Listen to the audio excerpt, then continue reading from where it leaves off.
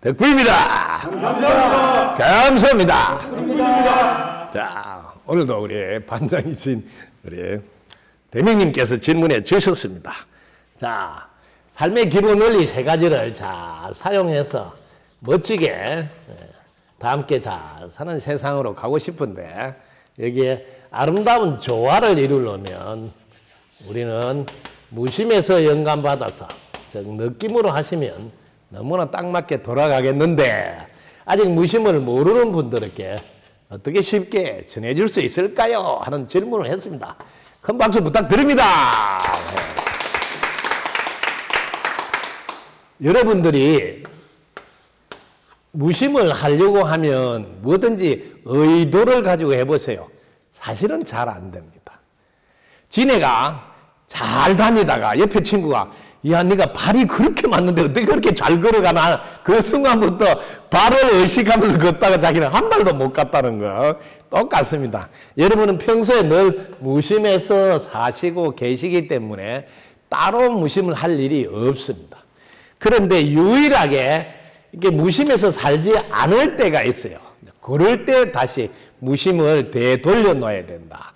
여러분은 평소에 늘 전체를 위해서 살고 있어요. 즉 전체에게 막 해롭게 하려고 살지 않는다고요.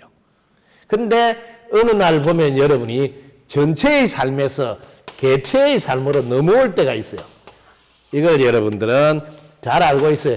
개인의 욕심에 의해서 이렇게 눈이 어두워질 때가 있어요. 그때는 무심이 작동이 안 되고 여러분의 생각이 작동이 돼요. 이때는 혼의 삶이다. 이렇게. 이 무심은 철저히 영의 삶입니다. 그래서 영의 느낌을 받아서 사는 영의 삶이에요. 영의 삶. 그래서 전혀 다르죠. 이게 순간 욕심이 끼어들 때만 나타나는 현상이니까 여러분이 자기 자신을 똑바로 알고 나면 나는 하늘 땅 모든 인연들 도움 없이 살 수 없는 줄 알고 모두가 도와준 덕분인 줄 알게 되면 전체와 함께 잘 살아야 된다는 게 너무 명확해지니까 무엇을 하더라도 생각하더라도 전체를 위해서 말을 하더라도 전체를 행동을 하더라도 전체에서 그럼 자연스럽게 무심에 있게 돼요. 그때는 저절로 영감을 받아서 삶이 전개됩니다. 그 옛날에는 다 이렇게 살았어요. 그런데 지금은 자본주의 들어온 뒤에 계속 돈에 의해서 여러분이 개인적인 욕심이 발동이 됨으로써 내가 지금 사는 게 살만하는데도 비교하다 보니까 와 내가 뒤떨어지나 하고 또 들어 모으려고 행동하는 이런 것이 개인의 욕심인데 이게 이제 여러분 생각을 복잡하게 만들어서 이 무심이 잘 안 되게 한다. 그래서 우리 학교에서는 이걸 가르쳐요. 생각의 역할은 무심에 들게 해준다. 이렇게 오히려 생각이 나서 복잡할수록 하고 알아차려서 다시 무심에 들으라 소리구나.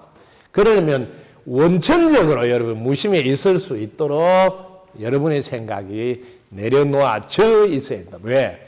욕심이 내려놓아지면 저절로 내려놓아져 있는 상태에서 살게 됩니다. 그래서 평소에는 거의 다 사람들은 무심해서 살고 영감받아 살아요. 그 대표적인 게 뭐냐 하면 소변 보러 가야 되겠다. 이게 바로 느낌이 오거든. 그게 뭐예요? 영에서 느낌을 줬다 이 말이에요. 그래서 영은 늘 여러분이 평소에 딱 맞게 자러 가야 되겠다 이런 느낌도 주고 뭘 좀 먹어야 되겠다 이런 느낌도 주고 아주 자연스럽게 여러분이 그렇게 살고 있다고. 근데 어느 날 갑자기 야 나도 뭔가를 해봐야 되겠다고 발동을 할 때 조심해야 된다. 그때 내가 하는 일이 전체를 살리기 위해서 하는 건지 혹은 내 개인의 명예나 부나 혹은 욕심에 의해서 이게 발동한 건지 그것만 잘 체크하면 오히려 의외로 잘하고 있던 것을 그대로 삶에 그대로 이어서 하기만 하면 된다. 예를 들면 우리 소장님이 특별하게 무슨 생각 안 하신데 턱 영감이 내려와서 이렇게 뭐 작품을 탁 만들어서 갖다 놓고 하잖아요. 그게 뭐예요? 평소에 개인적으로 무슨 욕심을 안 부리니까 따로 막 무심을 해야 되겠다 이런 거 안 한다는 거죠. 대부분 사람은 그렇습니다. 뭘 하다 보면 자기가 욕심을 안 부리고 있을 때는 이러면 되겠네 하고 탁탁 이럴 때 이제 평소에 욕심이 없는 분 이런 분들이 이렇게 아이디어가 반짝반짝 잘 나온다. 그런 분들은 사실은 개인의 욕심이 없다.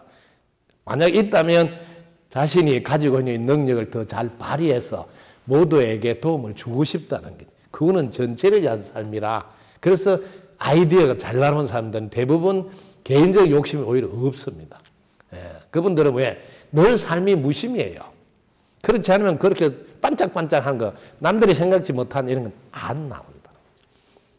그래서 예를 들어서 이벤트 창시자다 이러면 무심에 잘 있는 분이거나 이렇게 바로 알면 쉽게 그분하고 대화가 풀립니다. 왜? 그렇지 않으면 절대로 그런 게 나올 수가 없습니다. 여러분은 제가 이렇게 쉽게 이야기해 주잖아요. 이 우주에는 무궁무진한 정보가 널려 있는데 이게 무심에 있으면 그 정보를 다운받아서 꺼내서 쓸 수가 있다. 이걸 제가 87년부터 늘 해오던 일이라고 안내한 게, 이벤트 창시자들, 여러분들은 다 이런 걸 꺼내서 쓰는 분이다. 이렇게 이해하면 쉽게 이해가 될 겁니다. 자, 아름다운 조화. 평소에 우리는 잘 알고 있는 사람이고 무심도 잘 하고 있는 사람이다. 특별하게 필요한 건 아니다. 그러나 순간 내가 욕심에 눈이 멀어질 때만 순간적으로 이 생각에 끌려가지 않고 딱 알아차려서 덕부입니다 하고 내려놓아서 다시 무심에 들게 하면 된다. 그래서 평소에 잘하고 있으니까 오히려 무심에 들려고 하지 마라. 다만 내가 전체를 향해서 내 마음을 가지고 특히 전체를 위해서 목숨을 내놓고 사느냐, 그게 키포인트다. 오히려 전체를 위해서 목숨을 내놓고 사는 사람들은 늘 무심이 되어져 있어서 사실은 반짝반짝 그 상황에 맞게 딱 맞게 탁탁탁 잘 내려온다. 그래서 덕분서글에서는 전체를 위해서 목숨을 내고 살아라. 즉 대원의 삶을 살아라 하는 것은 자신이 갖고 있는 무심의 능력 5가지를 잘 사용하도록 돕기 위해서다. 그러면 자신의 역량이 빛나겠죠. 여러분이 갖고 있는 무심의 이렇게 역할 5가지, 여러분 분별을 잘해서 어떻게 돼요? 판단을 잘하겠죠. 그러면 여러분 두 번째 어떻게 해요? 소통을 잘하니까 관계도 좋아지겠죠. 그 다음에 관계가 좋아지니까 해결도 잘하겠죠. 그 다음에 해결을 잘하니까 성취도 잘하겠죠. 자, 이런 5가지가 이 무심이 갖고 있는 역할에서 나오는 무심히 할 수 있는 일. 그래서 늘 전체를 향해서 목숨을 내놓고 살아라. 그럼 이런 것이 저절로 다른 사람보다 잘 되게 되어 있다. 자, 아름다운 조화. 알고 보니까 평소에 우리가 살아가야 될 방향이 제대로 되어 있다면 저절로 되는 일이구나. 단 개인의 욕심에 눈멀지 않으면 늘 잘할 수 있는 분야가 아름다운 조화구다. 이렇게 아시면 되겠습니다. 덕부입니다. 감사합니다. 감사합니다. 덕부입니다.